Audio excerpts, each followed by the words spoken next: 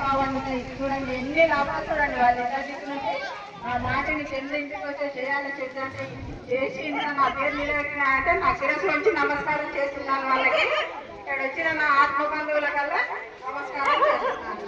నేను మా గురువుగారు నా ఇంటికి వచ్చి ఒక 10 నిమిషాలు వాళ్ళ నాకే చెప్పలేదు కానీ వాళ్ళ నల్ల కూర్చోబెట్టి చేస్తుంటే చూసి ఒక 10 నిమిషాలు చేశాను. అప్పుడు మా పిల్లలు చూడమని నాకు తలనొప్పి చాలా వచ్చేది. అప్పటి నుంచి నేను ఇప్పటికి 4 ఏళ్ళ ఇంతవరకు పట్టు పట్టడానికి ఇంతవరకు ఇడవలే. ధ్యానం చేసి పిరమిడ్ కట్టి 5,000 మందిని మార్చిన. చూడండి ఆ ఇంటికాడ ఎంత కళ ఉంది. అది యోగమే కదా. ఇట్లా ఈ ఊరికి వచ్చి ఇట్లా చెప్పడం అంటే మనకు ఎంత శక్తి వస్తుంది. వండడం కానీ వడ్డీయడం కానీ మనకు చాలా ఆరోగ్యం ఉంటుంది. ఇంతవరకు నాకు 46 ఏళ్ళు ఒక టాబ్లెట్ వేసుకోలే. ఈ ధ్యానం అంటే అంత పవర్ ఉంటుంది. చూడండి మాకంటే ఇప్పుడు వచ్చింది. మీకు ఇప్పటి నుంచి వస్తే చాలా ఆనందంగా ఉంటుంది.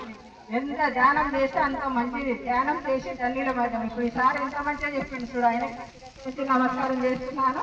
ఇలాగా చేసుకోవాలి. వీళ్ళిద్దరు భార్య భర్తలు ఎంత మంచిగా చేస్తున్నారంటే రోజు వారం పోయి మేము రమ్మంటే వారం మీ ఊర్లో పెడతాము.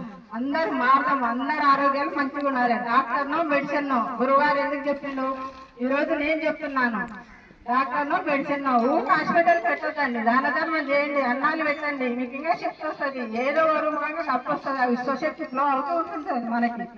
పిరమిడ్ శక్తి అంటే అద్భుతాల శక్తి, ఏడింతల శక్తి వస్తుంది.